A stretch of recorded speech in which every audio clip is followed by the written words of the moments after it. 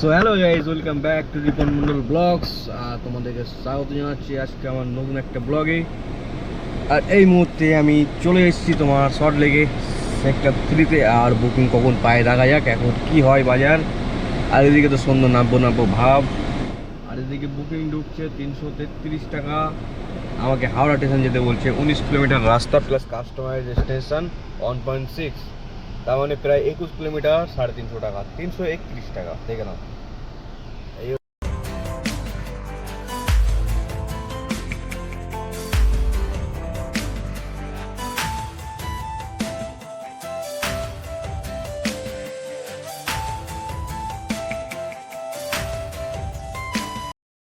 খুব খিদে পেয়ে গেছে, তো আমি এখন সিঙ্গারা কিনেছি দোকান থেকে। তো আমরা এখন সিঙ্গারা খাবো। ফুড ব্লগ হয়ে যাচ্ছে না, তোমাদের লোভ লাগবে। চলো,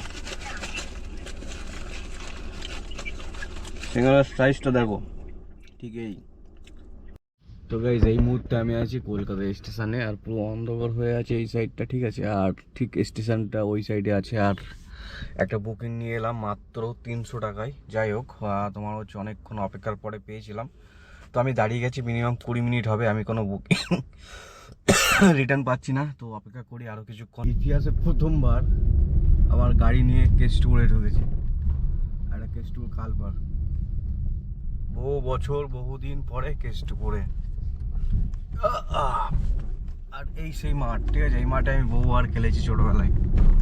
এই যে মাঠটা, তখন এই ট্যাঙ্কি হয়নি, ঠিক আছে। এই মাঠে বহুবার খেলেছি ফুটবল। আর এখানে একটা পুকুর আছে, ঠিক আছে। এই যে মন্দির, এখানে মন্দির রয়েছে, আগে মন্দির টন্দির ছিল না, এখানে পুকুর আছে। আর এই পুকুরে বহুবার সাঁতার কেটেছি। স্টপ করে দিলাম, ঘড়িতে সময় হয়ে গেছে প্রায় কম বেশি 1টার কাছাকাছি, মানে 12টা বেজে গেছে। 12:25, ঠিক আছে, 1টা বাজেনি, মানে 12:30টার কাছাকাছি। তো যাই হোক, তোমার ডিউটি অফ করেছি প্রায় 40 মিনিট হতে গেল, মানে 11:30-35 মনে হয় বন্ধ করেছিলাম, ঠিক আছে। তো আমি এই মুহূর্তে সিএনজি লাইনে দাঁড়িয়ে গেছি। তো আমার আজকের কাজ হয়েছে, উবেরে করেছি সামথিং 1200, ঠিক আছে। তোমার হচ্ছে র্যাপিডোতে কাজ করেছি 860 টাকা না 65 টাকা হবে, ঠিক আছে, র্যাপিডোতে। তো সব মিলিয়ে কত বলি, 2100 প্লাস হয়েছে, ঠিক আছে। 2110-20 টাকা আর্নিং হবে টোটাল সব মিলিয়ে।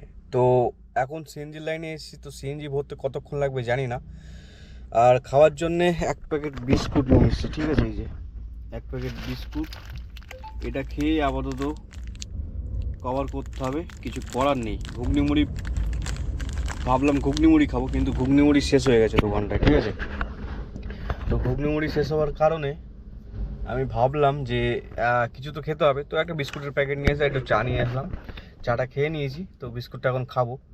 এই করেই এখন রাতটুকু চালাতে হবে, মানে সেই দুপুর কটা বাজে, দুপুর বলছি সরি, সকালে 11টার দিকে মনে ভাত খেয়েছি, 11টা কি 12টা হবে। তারপরেই আমি বেরিয়ে যাই, 1টার দিকে ঘর থেকে বেরাই, আর 2টোর দিকে ডিউটি স্টার্ট করি, ঠিক আছে। 2-2:30টার মধ্যে ডিউটি স্টার্ট করি। তো তখন থেকে এই অবধি আমার আর্নিং 2100 সামথিং হয়েছে।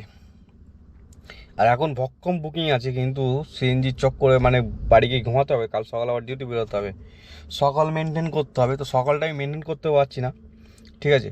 তো আজকে কাল থেকে আবার সকাল মেনটেন করতে, সকাল থেকে বেরোলে 3000 কাছাকাছি পৌঁছে যাওয়া যায়, ঠিক আছে, সকালবেলা বেরোলে। এখন দেখা যাক কী হয়, ঠিক আছে। সিএনজি যদি তাড়াতাড়ি পেয়ে যাই তো সকাল সকাল ডিউটি স্টার্ট করতে পারো। গাড়ি এগোচ্ছিল, আবার স্টপ হয়ে গেছে অনেকক্ষণ ধরে। তো আপাতত দেখি কখন পাই।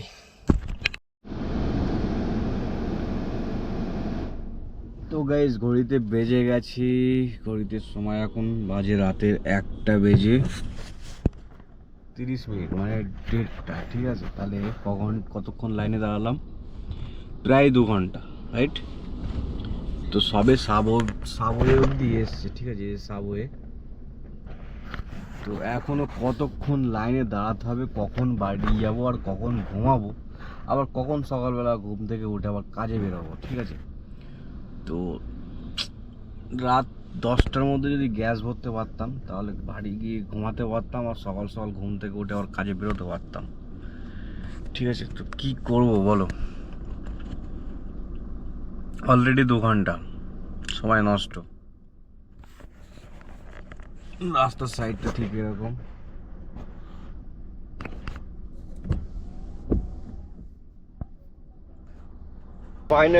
ফাইনালি গ্যাস ভরা কমপ্লিট হলো। আর এখন ঘড়িতে সময় হয়েছে 4:39, মানে 4:30 ওভার হয়ে, মানে 4:20, মানে 5টা বাজতে যায়। আর অলরেডি সকাল হয়েও গেছে দেখো, মানে আরেকটুখানি আর আধা ঘন্টার মধ্যে পুরো সকাল হয়ে যাবে। যাই হোক, পুরো সকাল হতেই গেল। তা আমি ভাবছি এখন আর বাড়ি গিয়ে আমি আর কী বা করবো। ঠিক আছে, আর এখন বাড়ি গিয়ে ঘুমালে মনে করো তোমার দুপুর 3-4টের আগে ঘুম ভাঙবে বলে আমার মনে হয় না। ঠিক আছে, একটা মানুষের তো মিনিমাম 8 ঘন্টা ঘুম চাই, তাই না? তো আমি বাড়ি গিয়ে, আমার এমনি ঘুম বেশি, তখন বাড়ি গিয়ে যদি ঘুমাই তা আমার আর কোনো হুঁশ থাকবে না। যাই হোক, তোমার হচ্ছে ভিডিওতে একজন কমেন্টস করেছিল, একটা দাদা, সে বলছে যে সিএনজি ভরতে, এই যে এই কমেন্টস তো হচ্ছে, রিপন সকাল সকাল করে আউট অফ কলকাতা কল্যাণী সাইডে ভাড়া নিয়ে বেরিয়ে যাও অ্যান্ড সিএনজি ভরে চলে আসো। এটাও সবাই করছে। যাই হোক, এটা বাবিন কালকে গেছিলো, ঠিক আছে, তো ওখান থেকে ভরিয়ে তারপর তোমার হচ্ছে গ্যাস ভরিয়ে চলে এসছে। তো ও বলছে ভাই এটা একদিন করে দেখতে হতে পারে, তো একদিন আমি ট্রাই করবো। তো সেটা সম্ভবত আজকে তো আমি লাইন দিয়েই ফেলেছি, গ্যাস ভরিয়েও নিয়েছি। ঠিক আছে, তো কালকে একবার আমি ট্রাই করব, যদি ভাগ্য ভালো থাকে, যদি সিএনজি পেয়ে যায় তো আমি এবার থেকে হয়তো ওটাই করব। কিন্তু তার আগে একটা ট্রাই করতে হবে। আর পাম্পটা এখান থেকে সম্ভবত 20-25 কিলোমিটারের আগে কোনো পাম্প নেই ওই কল্যাণী হাইওয়েতে। ঠিক আছে, তো মানে চিনার পার্ক থেকে 20-25 কিলোমিটার বলছি, সল্টলেক থেকে 33-34 কিলোমিটার হবে বাবিন বলছিল। ঠিক আছে, তো যাই হোক, একদিন গিয়ে ট্রাই করতে হবে, ট্রাই করে দেখা যাক। আর সম্ভবত কালকেই হয়তো ট্রাই করব আমি। আপাতত এই ভিডিও থেকে, মানে এই ব্লগটা থেকে বিদায় নিচ্ছি। টাটা, বাই বাই, সবাই ভালো থেকো, দেখা হচ্ছে পরবর্তী ব্লগে। Good night. আর আমার জন্য গুড নাইট, তোমাদের জন্য গুড মর্নিং। দেখি এখানে ঘুমিয়ে কতক্ষণ ঘুম হয়। ঠিক আছে, আদৌ ঘুম আসে কি না, একটু ঘুমানোর চেষ্টা করছি, নাহলে দিনের বেলা আবার কাজও করতে পারবো না। দেখা যাক।